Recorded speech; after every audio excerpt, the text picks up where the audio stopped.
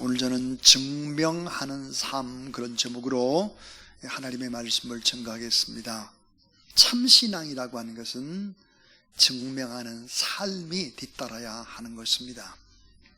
참사랑은 언제나 증명하는 삶이 그 증거가 되는 것이죠. 제가 이제 오래전에 몽골로 단기 선교를 떠났을 때에 참 깜짝 놀라는 일들을 경험했습니다. 새벽 기도를 마치고 난 후에 선교사님과 함께 라마교 사원, 아침 일찍이, 그러니까 라마교 사원으로 올라갔습니다. 그 광경을 꼭 한번 나에게 봐야 된다. 그래서 올라갔더니 라마교 사원에는 사람들이 북적대기 시작을 했습니다. 그리고 심지어는 줄이 끝도 없는 줄이 쫙 세워져 있었습니다.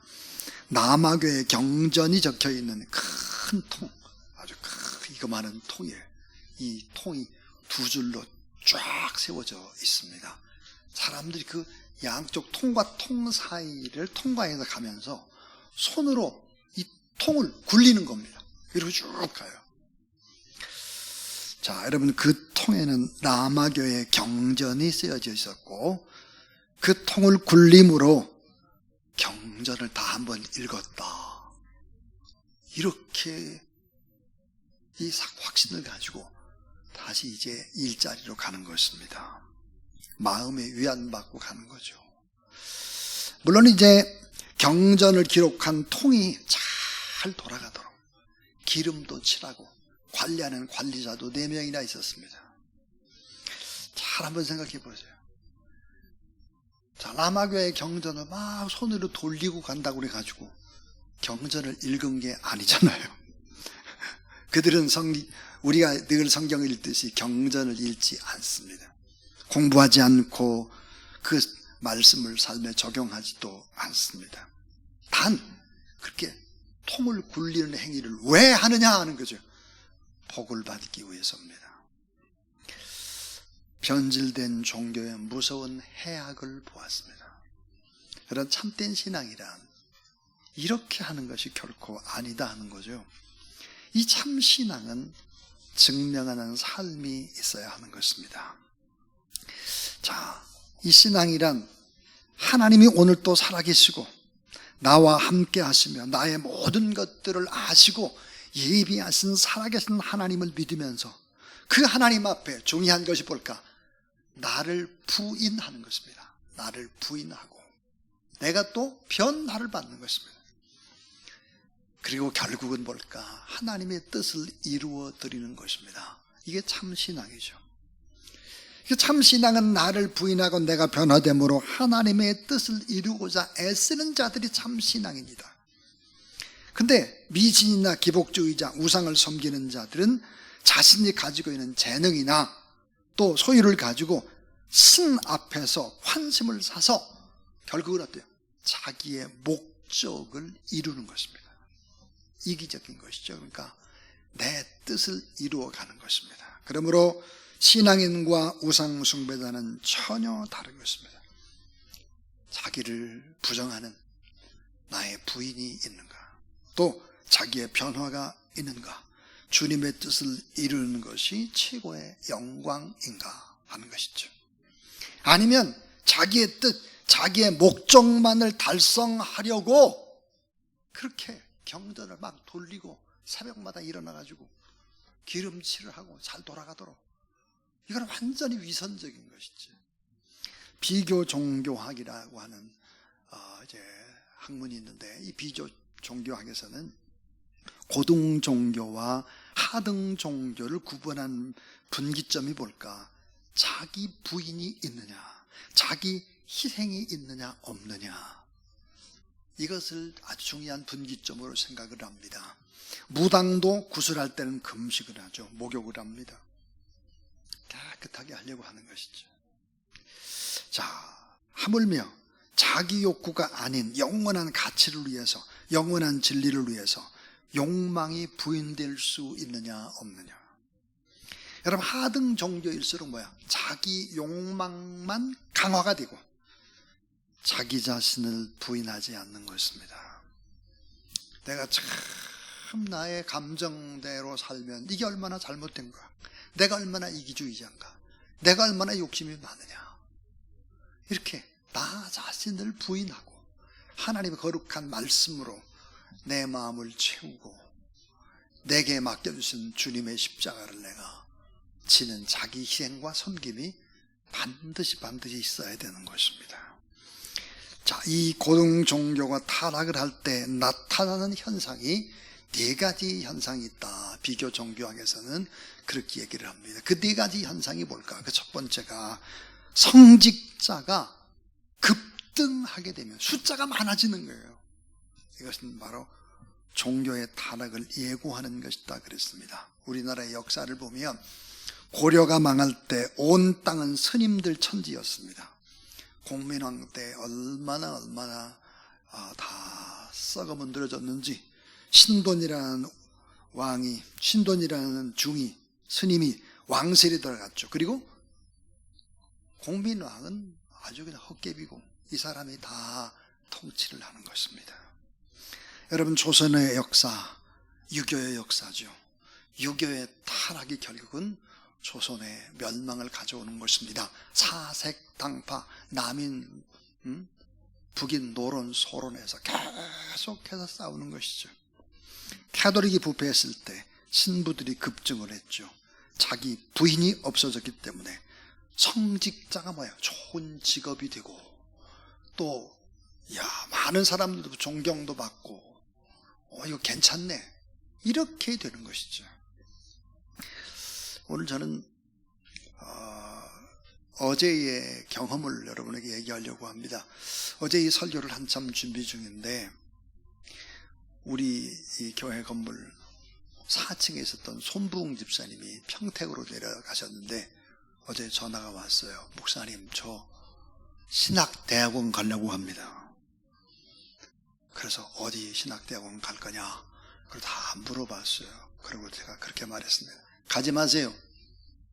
지금 있는 그 자리에서 집사님으로 그냥 봉사하는 것이 좋겠습니다. 신학대학원은 그렇게 쉽게 결단하는 것이 아닙니다.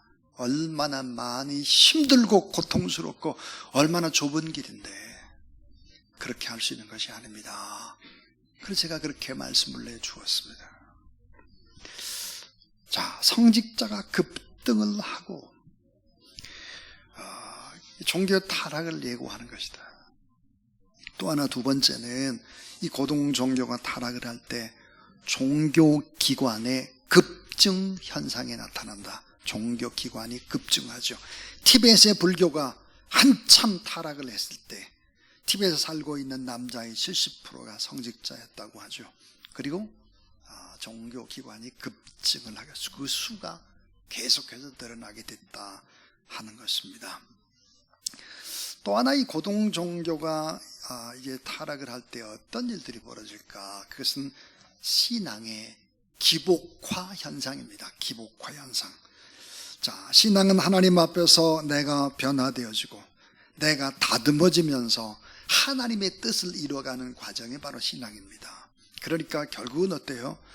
기복이 아니라 내가 잘되고 내 목적의 달성이 아니라 언제나 나 자신을 하나님 앞에 성찰하는 것입니다. 나의 작은 죄악도 십자가라고 하는 이 푸리집을 통해서 나에게 비춰지면서 나보다 더 악한 사람은 없구나. 내가 너무너무 악한 사람이구나. 이거를 알아가는 것입니다. 남을 원망하기 이전에 나 자신을 탓해야 하는 것이죠. 오늘의 사람들은 반대 현상입니다. 나는 다 잘했다는 거예요. 근데 다른 사람이 못했다. 이건 완전히 잘못된 것이죠. 기복은 내가 변화되는 것이 아니라 내 목적 달성에 급급하는 것입니다. 여러분, 불교가 아주 심오한 철학을 가지고 있죠. 그러면서도 타락을 하니까 기복주의로 빠져서 요즘은 점쟁이들 집에도 전부 다 불상이 있습니다. 무당의 집에도 불상이 있죠. 불구하면 점쟁이 집에 불상을 떠올리게 되었습니다. 타락을 했기 때문입니다. 일본에 갔을 때 풍신수길에 신사를 가보았는데 점심 식사를 그 동네에서 하게 되었습니다.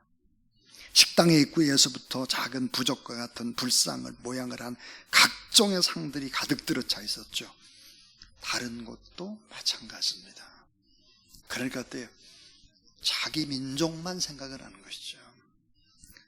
전 세계를 바라보지 못하는 것입니다. 여러분, 이 종교라고 하는 것이 얼마나 중요할까? 사회학에서는 나라와 민족이 망할 때 두 개의 타락이 온다 그래요. 하나는 종교의 타락이죠. 또 하나 뭐예요? 토지 제도가 붕괴되는 것입니다. 가난한 사람들이 살 방법이 없는 거예요. 작은 자와 큰 자의 격차가 점점점 벌어지는 것이죠. 그때 나라가 망하는 것입니다. 종교는 무엇과 같을까요? 여러분, 옛날에 기차가 증기기관차잖아요. 이 증기기관차 앞에서 뜨거운 열기로, 증기로 인해서 터빈을 돌리잖아요. 이 앞에 증기기관차의 앞머리와 같은 것이 뭘까요? 종교입니다. 나머지 정치, 경제, 사회, 문화, 교육은 객차에 불과해요. 앞에서 끄는 대로 따라오는 거라 그 말이에요. 그러므로 여러분, 종교라고 하는 것은 우리나라의 정치, 경제, 사회, 문화, 교육을 이끌어간다, 이렇게 보면 되는 것이죠.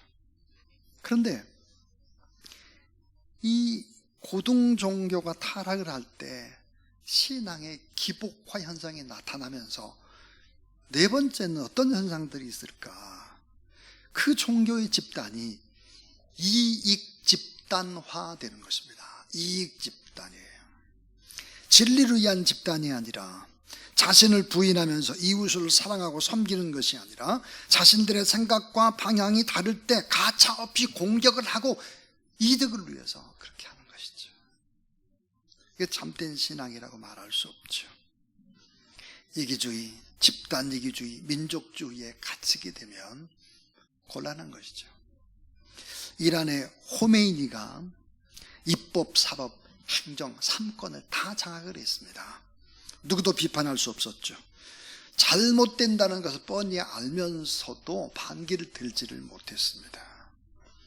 그런데 개혁파의 추진을 했던 대통령 하타미가 개혁을 하려고 했을 때 어떻게 됐을까요? 하타미의 측근들이 모조리 암살당하고 마는 것입니다. 모든 경찰 조직 그 위에 이슬람이 있죠. 모든 정보 조직 그 위에 이슬람이 있기 때문입니다.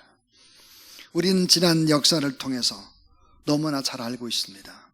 중세 캐톨릭이 타락을 했을 때 그 집단에 반기를 드는 것은 뭐였을까요? 곧 죽음이었죠. 그래서 수많은 사람들이 종교재판으로 죽어갔습니다. 억울하게 많은 사람들이 죽어야 했습니다.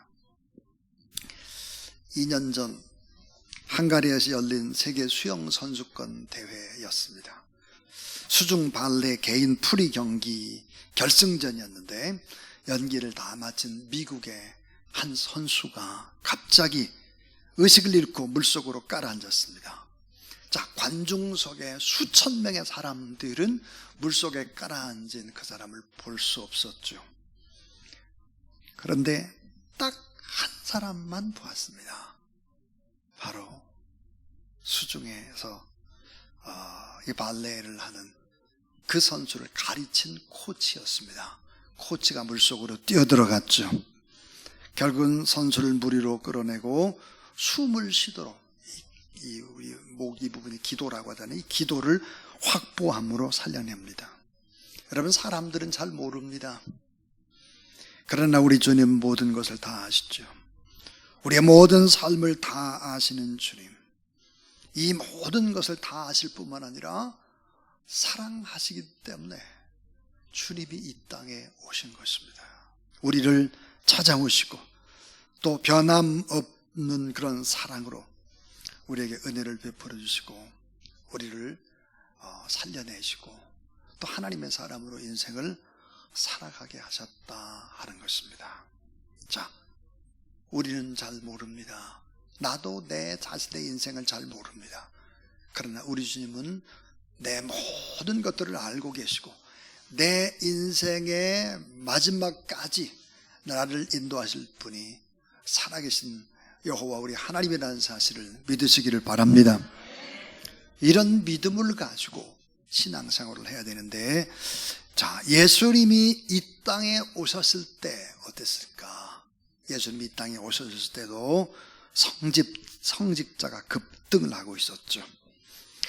예루살렘 성전에는 7,000명의 성직자가 있었고 봉사하는 레위인이 3,000명이었습니다. 그러니까 예루살렘 성 그 주변에는 봉사자들이 결국은 성직자 또 레위인까지 합쳐서 1만 명이 들끓었습니다.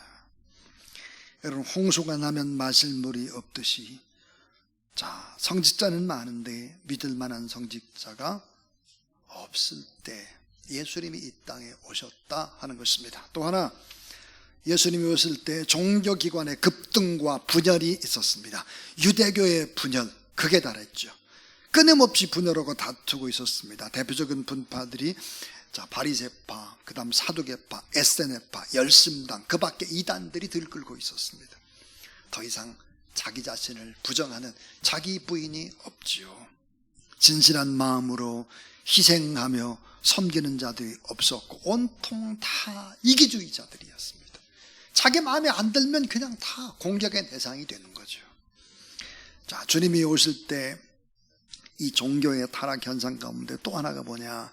신앙의 기복주의화였습니다. 기복주의. 대부분 유대인들이 유대교를 신봉했지만 부패와 악은 감소되지 않았고 총체적으로 썩어 있고 헤롯은 정권 유지를 위해서 철권을 휘두르며 로마의 힘을 믿고 있었습니다. 뜨거운 사랑과 사회의 정의와 작은 자, 아파하는 자들을 돕는 일들, 이런 일들은 거의 일어나지 않고 있었습니다. 자, 유대인들은 이상하게도 아침에 눈을 뜨면 하나님을 찾습니다. 그런데 이기적이었습니다. 이웃을 제대로 축복하지 않았고 현세 중심의 복을 구하고 있었습니다. 자, 성경은 여러 군데의 비유로, 또 그 당시 유대교에서는 어땠는가? 가난하면 저주를 받았다고 생각을 하는 거예요. 병들면 저주를 받았다고 생각하는 거예요. 장애 아이가 태어나면 뭐예요? 죄 때문이라고 생각을 하는 거예요. 자, 여러분, 오늘 현세 이 땅에서 잠시 잠깐 살면서 잘 되는 것만 초점을 두는 것은, 이것은 잘못된 타락의 길입니다.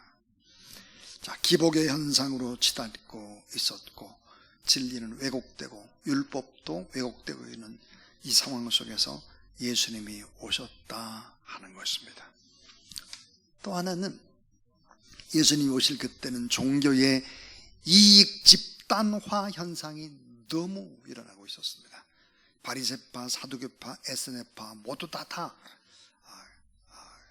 절대 진리를 수호하는 것이 아니라 자기들의 맞는 진리를 붙잡고 있었습니다. 예수님은 사실상 하나님의 뜻을 이루기 위해서 이 땅에 오신 메시아입니다. 그런데 바리새파, 사두개파, 헤롯 땅은 예수님은 자기의 이익 집단으로 볼 때는 모든 부분에 있어서 적대 세력이 예수님이라고 생각을 한 거죠. 그런데 이들은 어때요? 서로 막 분열을 하면서도 예수 그리스도를 십자가에 못 박는 데는 하나로 야합을 한 것입니다. 전혀 색깔이 다르고 싸우던 종파들이 예수님을 처단하는 데는 한마음 한뜻이 되었다. 그래 종교재판에 붙였고 결국은 십자가에 못 박혀 죽게 됐다 하는 것이죠. 우리는 사도행전에 이제 스데반이 왜 죽었나? 스데반. 그것은 종교의 이익 집단화의 무서운 현상들 때문이었습니다. 사랑하는 여러분, 바닷물이 썩지 않는 이유는 무엇입니까? 바닷물, 더러운 설거지물, 공장 폐수, 수많은 오염물들, 다 화장실에서 나가는 나쁜 이런 이 오염물들이 다 바다로 흘러 들어가죠. 여전히 푸른 바다, 그 속에는 여전히 고기가 살고 있습니다. 맑고 깨끗한 바다, 그 바닷물이 아직도 깨끗한 그 이유는 무엇일까? 그것은 바로 2.8%의 소금 때문입니다. 2.8%의 짠 간기 때문에 바다는 늘 뭐를 할까? 정화 작업을 하는 것이죠. 정화 작업. 맑고 푸르고 깊고 넓음 그 자체를 우리들에게 보여주고 수많은 자원들을 또 공급해주고 있는 것입니다. 사랑하는 여러분, 이 나라의 민족이 잘되고 온전하게 되려고 한다면 이렇게 정화하는 작업을 하는 2.8%가 필요합니다. 2.8%가 여러분 교회가 되기를 주의 이름으로 축원합니다. 오늘 하나님 앞에 예배드리는 여러분이 2.8%가 돼야 돼. 2.8%. 그러니까 97.2%에 해당하는 사람들이 우리들이어야 된다고요. 사실은 우리가 하나님의 뜻을 따라서 살아가야 되지 세상 사람들 따라서 막 그렇게 살아서는 안 되는 것이다. 진짜 크리스찬이 되려면은 내가 2.8% 안에 들어가서 이 97.2%를 바꿔버리는 그런 사람들이 바로 크리스찬이 되지 않으면 소망이 없다 하는 것들을 말씀하고 있습니다. 사랑하는 여러분, 이 종교의 타락은 정치, 경제, 사회, 문화, 교육의 타락, 부패를 의미한다 그랬어요. 우리 사회에 정신적인 자양분을 제공해 주는 것이 바로 영적인 기관이 교회고 또 자정 능력을 회복해야 된다. 여러분 정수기를 보면 정수기에 물이 다 걸러지잖아요. 이 정수기 같은 역할들을 해야 되는 것이 바로죠 교회요 우리 성도들이다 하는 것입니다. 이제 저는 설교를 이제 갈무리하면서 오늘 성경 말씀 로마서 6장 5절을 보면 만일 우리가 그의 죽으심과 같은 모양으로 연합한 자가 되었으면 또한 그의 부활과 같은 모양으로 연합한 자도 되리라 그랬습니다. 참된 신앙이란 증명하는 삶이 있어야 된다 그랬어요. 증명하는 삶이 있어야 많은 사람들이 따라오는 것입니다. 그럼 참된 신앙, 증명하는 삶이라고 하는 것이 뭘까? 세 가지 이야기하려고 합니다. 첫 번째는 오늘 또 나와 함께 하시는 현존의 하나님을 믿는 것입니다. 오늘 또 나와 함께 하시는 현존의 하나님을 믿는 것이다. 뿐만 아니라 오늘 나와 함께 할 뿐만 아니라 영원히 나와 함께 하시는 하나님, 그 영원자 하나님을 믿는 것입니다. 나보다 나를 더 잘 아시고 나보다 나의 필요를 더 잘 아시고 나의 문제를 더 잘 아시는 하나님 앞에서 우리가 살아가야 한다. 로마서 6장 6절을 보니까 우리가 알거니와 우리의 옛사람이 예수와 함께 십자가에 못 박힌 것은 죄의 몸이 죽어 다시는 우리가 죄에서 종노릇 하지 아니하려 함이니 그랬습니다. 이 두 번째가 뭘까?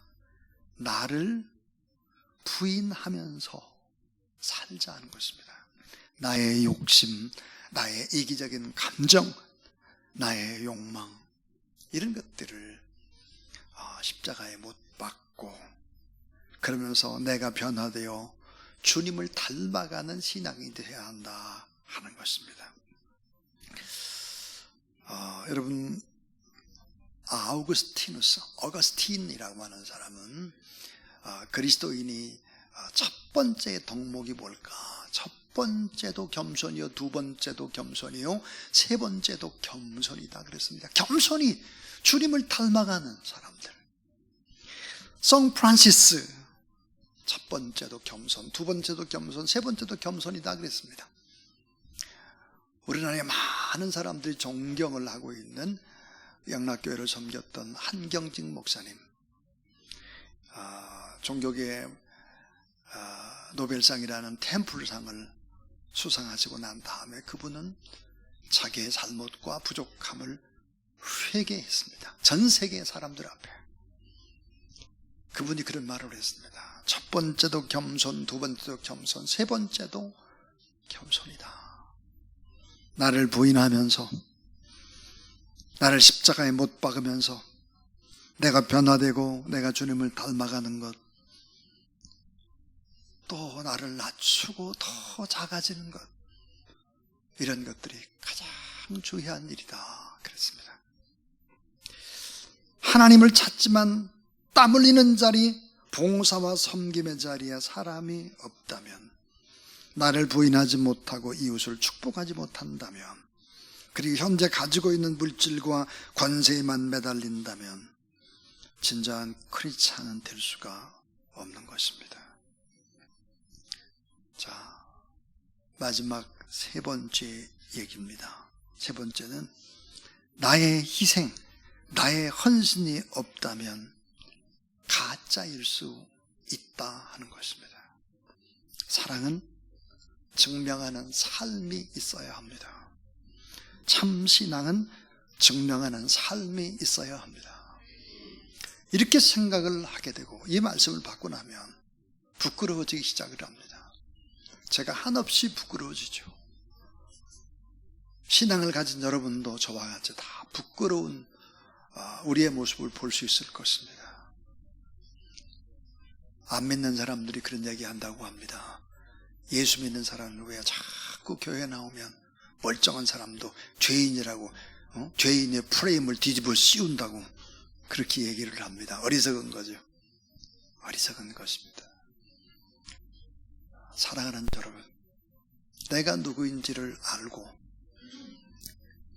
예수 그리스도를 믿고, 예수 그리스도만 믿고 나가면 우리가 축복을 받고 잘 되는 것은 자명한 일입니다. 그건 다 자명한 일인데 사랑으로 증명되는 삶이 우리에게 있고, 저분을 보면 내가 예수 그리스도가 살아계심을 내가 알겠다. 우리 어머니 아버지를 보면 엄마 아빠가 믿는 하나님이라면 나도 믿어야 되겠다. 우리 아빠를 나는 제일 이 세상에서 존경한다. 우리 엄마를 나는 너무너무 존경한다. 이런 얘기를 우리가 듣는다면 우리 인생 그 자체는 아마 행복일 것입니다. 저는 어제 이 설교를 준비하는 동안에 참 뭉클한 감동이 하나 있었습니다. 세타민들이 모이는 교회, 물론 담임 목사님도 세타민입니다. 우리 교회에 자주 또 와서 저하고 같이 성경 공부도 하고 했던 대성교회 손정열 목사님이십니다. 이 손정열 목사님은 이종보 선교사님이 계시는 캄보디아를 2번이나 단기 선교를 교인들과 함께 다녀온 분입니다. 이종보 선교사님이 요즘 선교비로 어려움을 당한다는 소식을 전해 들었습니다. 그리고 저에게 이렇게 말했습니다. 목사님, 우리 교회는 그저 한 20여 명 남짓이 보입니다. 그런데 이종보 선교사님을 후원하는데 10만 원씩 매달 후원을 하고 싶습니다. 참 생각해 봤습니다. 오늘 우리가 생각하는 10만 원과 이 땅에 와서 자본주의 사회 속에서 너무 많이 고생을 하면서 하나님 앞에 드렸던 세터민 그 대성교회에서 성도들의 10만 원은 분명히 차이가 날 텐데, 참 하나님 앞에 많은 생각을 하게 되고 한동안 멍하니 기도만 하고 있다가 다시 설교 준비를 했습니다. 10만 원이 어떤 분들에게는 큰 돈이 되고 어떤 분들에게는 푼돈처럼 쓰는 돈도 될 것입니다. 여러분, 중요한 것이 무엇일까요? 주님을 향한 사랑입니다. 사랑. 로마서 6장 8절, 우리가 만일 그리스도와 함께 죽었으면 또한 그와 함께 살 줄을 믿노니 그랬습니다. 사순절이 시작이 됐습니다. 우리의 신앙을 무엇으로 증명할 수 있겠나? 우리가 주님을 사랑한다는 것을 무엇으로 증명할 수 있겠나? 말이 아닙니다. 말이 아니라 삶으로 증명할 때가 바로 사순절 이 시간입니다. 사랑하는 여러분, 마귀라는 놈은 우리를 유혹합니다. 예수님께서 공생애 시작하기 전에 광야에서 마귀의 시험을 받으셨죠. 이 돌이 떡덩이가 되게 해라. 그리고 너의 허기진 배를 채우고 백성들의 허기진 배를 채워라. 또 하나, 성전 꼭대기에서 한번 뛰어내려봐라. 기적을 보여라. 기적. 그럼 다 믿을 것이다, 다른 사람들이. 또 하나, 내게 엎드려 경배하라. 마귀에게 경배하면 천하만국을 다 주겠다 그랬습니다. 이게 바로 마귀가 공격한 예수 그리스도입니다. 오늘 우리도 똑같이 마귀가 공격을 합니다. 그건 뭘까요? 마귀는 우리에게 이렇게 말하죠. 현실주의자가 되라. 현실을 분석하고 따져라. 미래보다는 현실이 중요하다. 현실주의자가 되라. 눈으로 보이는 것이 중요하다. 지금 일어나는 기적이 있냐, 이런 거. 보이는 것을 목적과 가치로 삼아서 살아가라. 지금 당장 재미있고 지금 당장 즐거운 거, 그거 해라. 마귀의 유혹이었습니다. 오늘 우리는 어떤 사람들입니까?